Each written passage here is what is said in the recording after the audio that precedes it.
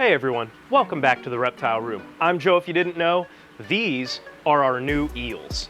And that's been quite a story. It was not supposed to be 2 tanks. So yeah, well let's get into that a little bit.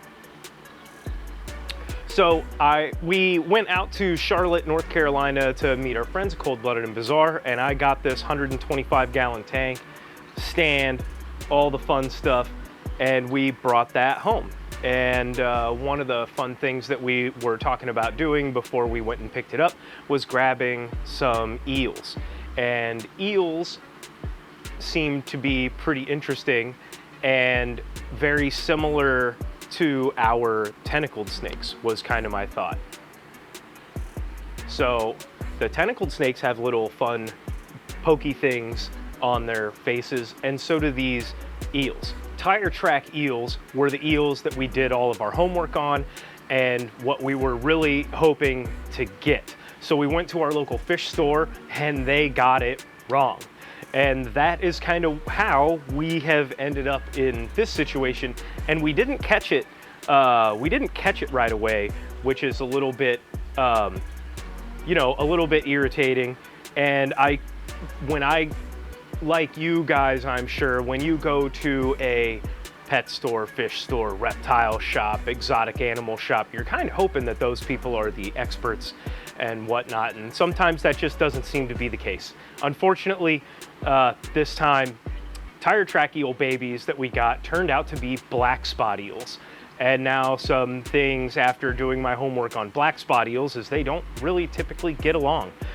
So hence this. Now let's get into that, because we put them in here initially, which I'm showing you these overlays as we talk about this. We put them in here and they were doing fine. We also got a Bichir, biker, an old fish, I don't know, old prehistoric fish. However, you tell me down in the comments, is it Bichir or biker?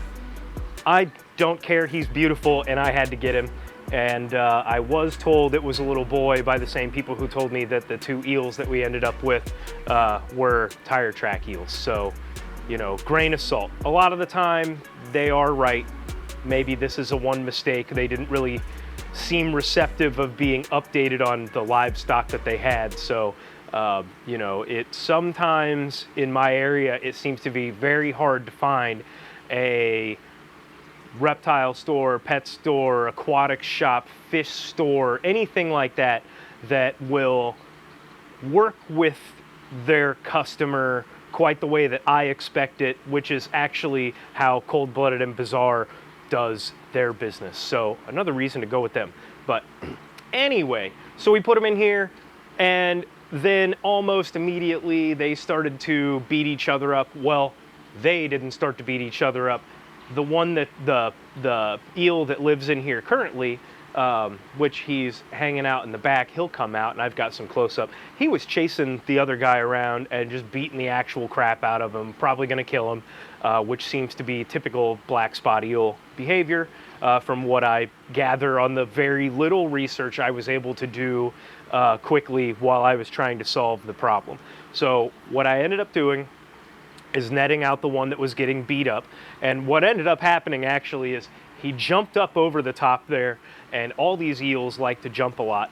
So he ended up jumping over there, ended up down in the sump, which let me tell you right now, getting him out of the sump was a giant pain. Had to shut the tank down, wait for the water to stop flowing, pull all the stuff out. Oh, it was a job. So I finally caught him out of there, and then I tossed him over into our guppy tank, which is a 55-gallon tank that is just kind of set up on its own filter. And I moved all of our guppies out of our tentacled snake enclosure, the females, because we're upgrading the size of their fish that they eat from guppies. So I moved the guppies, put the small guy over in with the guppies, where he gorged himself on all the guppy fry that he could get, which was good because, like I said, he got his ass kicked a little bit. Here's the biker down here. Bichir? Biker? I don't know. He's really cool. He's white and black, has cool bands. I'll show some more stuff of him. But anyway, we stuck that eel over there, and then if you remember, we had koi in this 65-gallon tank. And yes, it is in fact a 65-gallon tank. It is only 3 feet long, but it is 18 inches deep and it is 2 feet tall. So it does hold 65 gallons.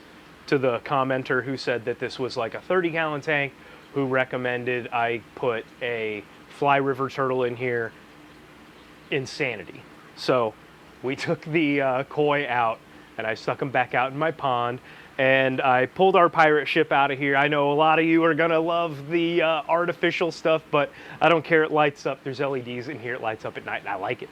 So we stuck that in there, and that other eel got moved back in there after I got him out of the guppy tank into his own, and now he is eating and doing just fine over there.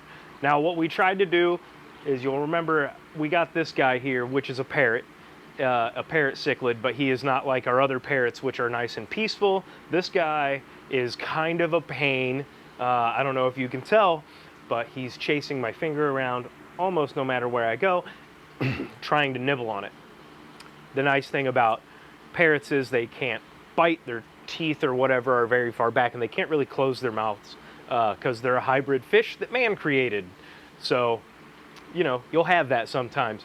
And I stuck him in there because we thought maybe him being aggressive and unable to bite, keyword there's, not able to bite these eels, or the Bichir, biker, but he could go bump into them and whatnot, and he kind of split them up. And that worked for about 2 or 3 days until the eels really just generally didn't care that he was in there anymore and were going after each other again for blood. That's, you know, how he ended up in there. But I don't know, these guys are all kind of aggressive. So there's only 3 fish in here. You can see the algae starting to build up because I got this super high-powered overkill light that's on it, and I'm probably going to move some lighting around here at some point. I just haven't. But if you have any other ideas as to what might look good in here, probably something that's not fragile, probably try to find another Bichir biker because they're cool. And in the long run, I don't think that this parrot's going to be in here. So if you happen to be close to me, reach out. If you like this guy, maybe we can trade a Bichir for this or whatever, you know, hit me up. But that is how, that is the that is the long-winded version of the story of how we started with 125 with the plans of having 2 Tire Track Eels to almost 250 plus gallons of water over 2 sumps in 2 different tanks with 2 Black Spot Eels. Long term, I don't think we'll ultimately have 2 of these. I believe this is what we're considering our keeper tank right now, and this is our, we'll see what happens. Maybe we'll keep him for a little while, trade him out, see what we can do. But that's what's up, guys. If you like this video, you should comment, like, and subscribe. You should comment what you think some names should be, maybe a name of the tank, names of the fish, or the eels. We have some names, maybe Flotsam Jetsam for the eels, because, you know, if you know, you know, comment down below. And then I was noticing in my analytics that about 98% of you who are watching this are not subscribed. So if you could just click that subscribe button, bell notifications and everything, that'd be great. Help me out a lot. Bring you more videos like this. And on that note, we will see you next time.